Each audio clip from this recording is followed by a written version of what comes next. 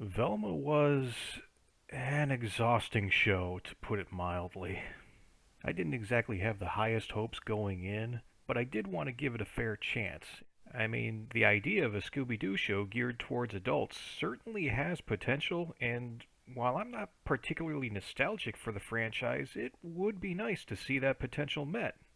So, how bad could it be? Fred's a rich white guy with a tiny dong. He did it. It's not small, it's scared. If I were a rich white dude, I'd kill everybody just to get away with it. The Special Covert Operations Brain Initiative, or Scooby.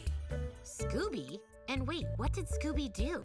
You know what 420 is, right? Yeah, it's code for adults who still watch cartoons. Velma, what are you doing up there? I'm doing what every girl is doing up here. I'm just trying to get my dad's attention. And one day it will work. Playing God, removing brains, that's some white people shit. I think it has something to do with drugs, which I hate. Yeah, let's just say that for nearly every second of its 10 episodes, it felt like it was punishing me for daring to watch it in the first place. Now, this show's awfulness has been covered by nearly everyone and in so many colorful ways since its debut. What I want to delve into is just why it's bad from a narrative standpoint. I'm not going to do a play-by-play of the entire show, rather I'm going to focus mostly on its opening moments because that's where it all starts to go off the rails. But before I get into that, first I want to go over some storytelling basics, things that maybe somebody should have explained to Velma's writers. In general, the opening act of a show's first episode is crucial because that is when the foundation and rules for the entire story are established. Every decision matters: the music, the dialogue, the pacing, the lighting and colors, and, in the case of animation, the overall art style. All of these things combined will inform the viewer of what kind of show they're in for. Aside from the central characters, one other thing that needs to be introduced in a story's first act is its most unrealistic or otherwise fantastical element. See, there's this idea in fiction that in any story you can have one unrealistic thing without sacrificing your story's believability. The trick for many writers is to make that one thing so unrealistic that practically anything else can make sense in context. For example, in the Scooby-Doo franchise, Scooby being able to talk is arguably the series' most unrealistic aspect. That's the ceiling for what is possible within the show. By contrast, people dressing up as monsters as part of some convoluted criminal scheme doesn't seem so ridiculous because doing so isn't any more ridiculous than a talking dog.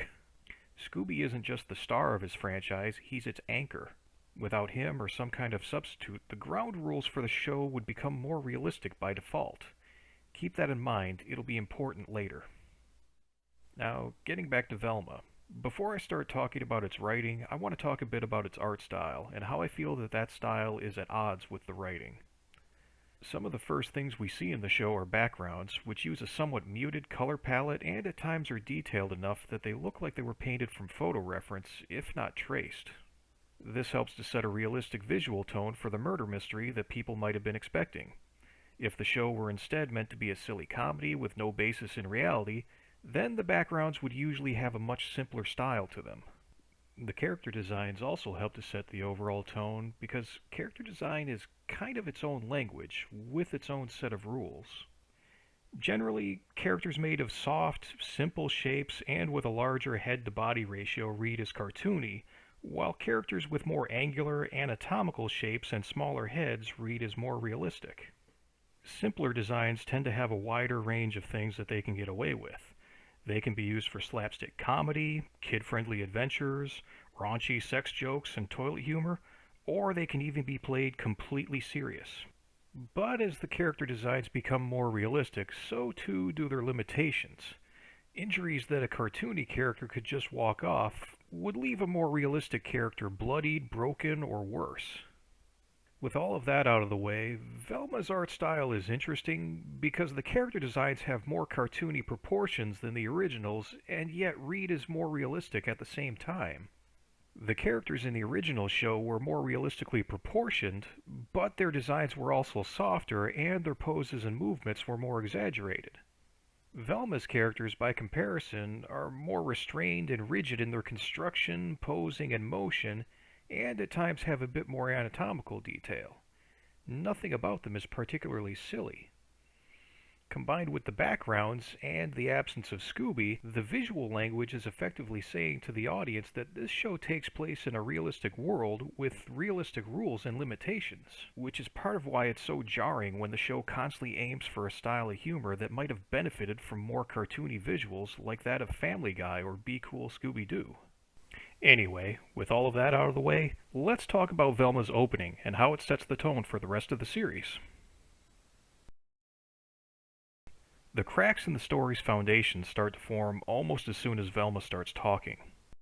My name is Velma Dinkley, and this is my origin story.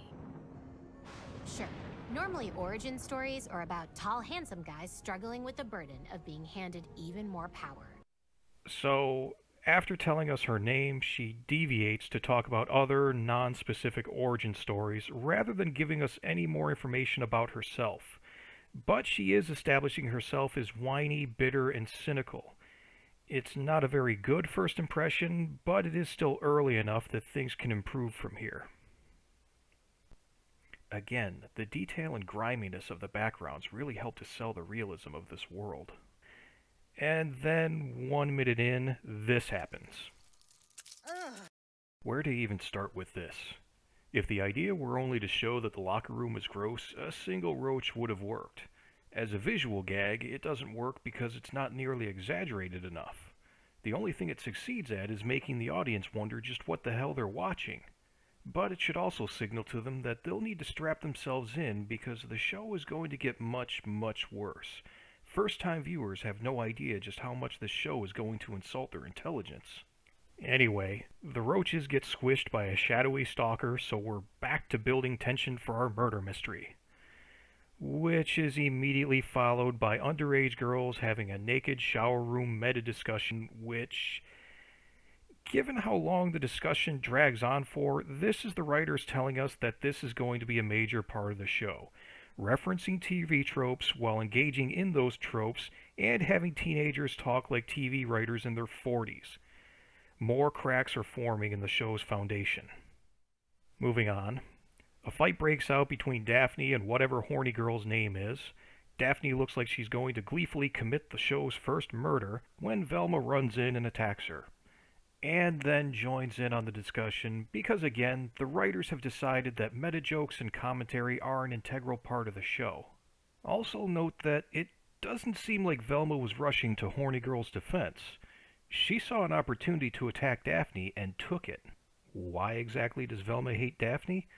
That's explained after the opening title. You and Daphne used to be best friends, isn't that right? Yeah, until Daphne got hot and ditched me to hang out with Brenda and the other popular girls at Spooner's Malt Shop. That's a pretty lame and petty reason to commit armed physical assault. It's hard to believe that this is our protagonist.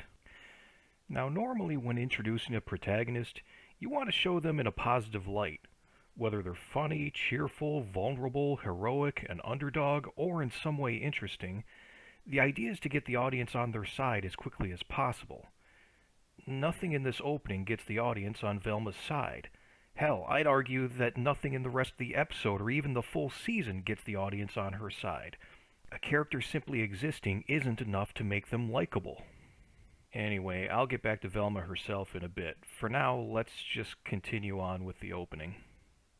Brenda? Wait, did you climb in my locker to prove how skinny you are again? Ugh, we get it. Man, the animators and the sound designers really brought their A-game with this shot. The goopiness of the gore, the sound of the top of her skull coming off, they are really helping to sell a sense of realism here. With a moment like this, everything we've seen and heard up to this point might have been forgivable. If not for the next part. She has no brain! I'm not dissing her. She has no brain! And that right there is how you rob your show of any tension and tell your audience that absolutely nothing is to be taken seriously from here on out. If it's not clear what exactly the writers did wrong, let's go back and see how this might have played out if they had just shown the tiniest bit of restraint. She has no brain! See the difference? Had they let the horror of the moment sink in, this could have been the game-changing moment for the show's introduction. Assuming the rest of the show had also been written better, nearly everything up to this point might have been forgiven and forgotten because it's no longer important. As a wise man once said, Shit just got real. instead, the writers chose the wrong moment to break the tension with a joke that doesn't even land. As a result, the tone is now firmly set that nothing in the show can or should be taken even remotely seriously. Nothing in the show matters.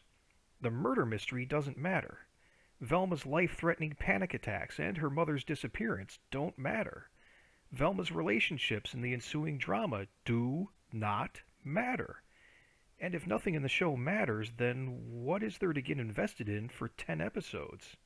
The foundation for this show is now completely shattered, and there's no hope of a solid story being built on top of it. All because of this one misplaced joke. Something you've probably heard many times by now, if you haven't seen the show for yourself, is that the jokes just aren't funny. Over the course of the entire season, there were maybe 5 moments that got a chuckle out of me. The closest I got to laughing was when Velma's cat impales her dad with its claws, because it's a silly visual that comes out of nowhere. Most of the writers have worked on enough comedies that surely they must know how to write jokes. So how is it that the jokes in this show are so terrible? The problem is that their previous work was for sitcoms and talk shows, not cartoons. Writing for a cartoon isn't the same as writing for a sitcom. Sitcoms are very dialogue-driven, and part of the humor comes from how the joke is delivered.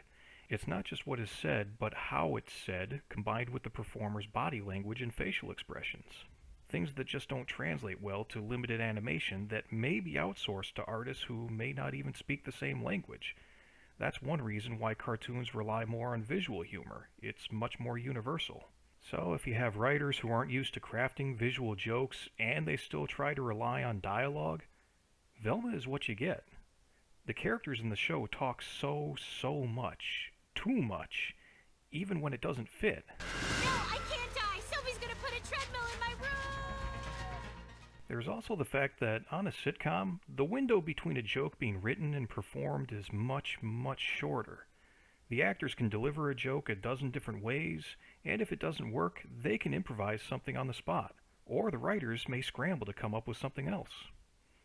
With cartoons, the script will get storyboarded and then turned into an animatic. Basically, the entire episode is edited together before it's animated, and this process can take weeks or even months.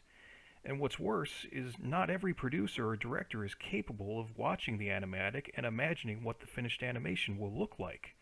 Some people need to see the finished product before they can tell whether or not it works, and with animation, by that point it's often too late or too expensive to fix anything. Another painful aspect of the show is that its voice cast is packed with funny people who just weren't given much to work with. The problem in this case is that the voice actors typically aren't involved with the writing of a cartoon. They show up, they record their lines, and maybe get brought back in for revisions or additional takes, and that's it. If they're even given a full script and not just their specific lines, they may know when a joke isn't funny, but they're not typically in any position to change it. One last thing about the show's writing, the one time they adhere to the Scooby-Doo formula is when the killer is unmasked. Fred's mom was the killer, because why wouldn't she be? She's rich and white, her motives make no sense, and there was no evidence pointing to her at any time before her unmasking, which is actually how most Scooby-Doo shows end. The villain is almost always the last person you'd suspect, or even someone who'd barely appeared at all, and the gang would break down their scheme in a way that, if you really thought about it, would leave you wondering where and when they had gathered all of that information. The thing is, your typical Scooby-Doo episode is aimed at children who are more interested in Scooby and Shaggy's hijinks rather than piecing together clues, and there's only so much detective work that can be packed into a 25-minute episode.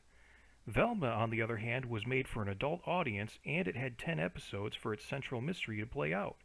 And yet the writers still approached it like they were making a show for children, just with blood, gore, swearing, and nudity.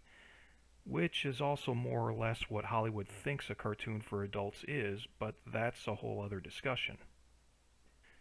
It's kind of hard to believe that any writers wouldn't try to tell the best story they could, but Velma's writers certainly didn't seem all that interested in the murder mystery aspect that kicks off their show. When the first victim is discovered, we have no idea who she is. We hear her name a couple of times, but we never got any moments while she was still alive that might have allowed us to form a connection or even remotely care that she was murdered. The only time she gets any character development at all is when she's a brain in a jar. So in the first episode and for much of the series, she's not even a character. She's a prop. The second victim is discovered in the trash, which is oddly fitting given how forgettable she ended up being. She had a fair amount of screen time throughout the first episode, but even though Velma calls out her name, I still had to go back to the beginning to figure out who she was. The third victim isn't even shown. Her death is just announced as the punchline to another joke. We wouldn't even know her name if it wasn't shown in a blink and you'll miss it moment. Either the writers simply lost interest at this point, or they'd realized they'd boxed themselves in by having Velma being unable to investigate anything, as well as her being convinced that Fred was guilty, that they decided they needed a third murder just to get Fred out of prison. That's how tacked on and lazy the third murder is. Anyway, the writers' mishandling of their central mystery is just a part of the larger problem running throughout the entire show, an utter lack of sincerity. Throughout the entire series, the writers couldn't allow themselves a single serious moment without immediately undercutting it. Another recurring problem is that things in this show tend to just happen for little or no reason with no impact on the story. There are entire episodes that don't advance the plot. What's worse is increasingly insane things happen throughout the show with nothing grounding any of them. Remember what I said about Scooby-Doo establishing what was possible in his shows? Well, here, in the first episode, we get the body horror of Velma's unborn half-sister mugging for a photo shoot through her mother's skin. And by the 8th episode, we have living brains in jars. And the only thing that serves to anchor any of it was the writers signaling to us in the opening that nothing matters and they'll do whatever the hell they want. This is my story, told my way. So how exactly did a show this bad even happen? There are 4 factors that I think were involved. HBO Max needed new original content, the creators may be wanting to keep themselves and their writer friends employed when the pandemic had everything shut down, the creators having no experience writing cartoons, and Hollywood's general indifference or outright disdain towards animation. Let's back up a bit. HBO Max launched on the 27th of May 2020, roughly 2 months after everything had shut down due to the pandemic. They desperately needed new original content, and animation has the advantage of allowing everyone involved to work remotely. Velma was announced on the 10th of February 2021, but likely had several months of pre-production before then. And from what I've gathered from interviews, Mindy Kaling didn't approach HBO with a fully formed idea. She had already had another show in production with them, so that at least got her in the door. However that meeting went down, the idea of making an animated show was raised, and Mindy was invited to look through the Warner Animation library to find an existing property to reboot. She zeroed in on Velma, cast herself as the lead, and then brought on her frequent collaborator Charlie Grandy to co-produce and write the show. The rest is pure speculation on my part. Based on the timeline, Velma may simply have been a way for Kaling to keep her writer and actor friends employed during the pandemic. And since it was part of an established, successful franchise, she may have been able to negotiate a 2-season, 20-episode run right from the start. The pandemic also would have affected the writing simply because pitching ideas via text or video chat isn't as organic or spontaneous as doing so in person. When you have all of your writers in one room, everyone can play off one another, punch up each other's ideas, and you'll know a joke works if everyone is laughing. Also, when one of the producers is the star and the other is the head writer, one might be less inclined to call out their terrible ideas because 1, they can override you, and 2, they could fire you at a time when work was hard to find. Working remotely would also explain why so many of the vocal performances are so flat. All of the actors may have been recording their lines from home with no one there to direct them. Complicating things even further is many of them are not experienced voice actors. Some actors need to be on set playing off of other actors in order to give their best performance. There's also the remote possibility that Velma was never even meant to be good, though I'm not talking about this idea of it being designed to piss people off for notoriety and hate watches. This may come as a shock, but animation is not a highly respected art form within the larger film and television industry. It's widely seen as childish rather than as a valid storytelling medium. For many writers, writing for animation is beneath them and not worthy of their full talents. Even if they have no other options, they may not look at it as real work. The people in charge only remotely care about animation if it's profitable. They don't necessarily review everything they produce objectively because 1, they don't care, and 2, they don't have that kind of time. A show like Velma can slip through simply because of everyone being too indifferent to stop it. Now, with all of that in mind, let's suppose for a minute that Velma was indeed only meant to be filler work and wasn't being made out of any genuine interest. 2 seasons, 20 episodes, for which all of the writing and voice work could have been completed before the first season debuted. Surely that might be enough work to get the writers and actors through the pandemic, but what if the creators don't want the show to continue beyond that? What if they wanted to get back to their real work as soon as everything opened back up? If they were already locked in for 2 seasons, had free reign to do whatever they wanted, and knew that no one at HBO Max was paying attention, what if they chose to sabotage their own show to make it something that everyone would hate in order to get it canceled? To that end, they made the writing deliberately lazy and ignored all conventions.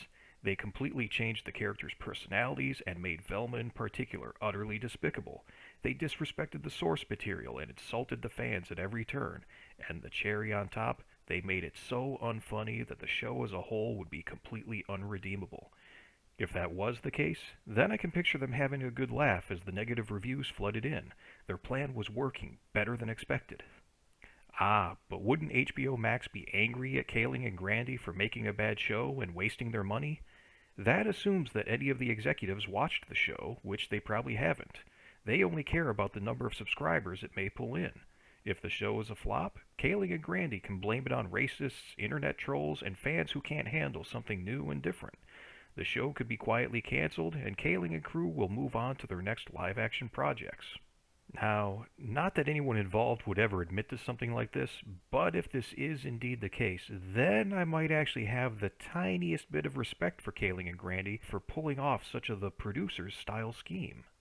What is it? You found a flop? A flop. That's putting it mildly. This is a catastrophe. A disaster, certain to offend peoples of all races, creeds, and religions. A guaranteed to close in one night beauty. Well, let's see it. Yeah.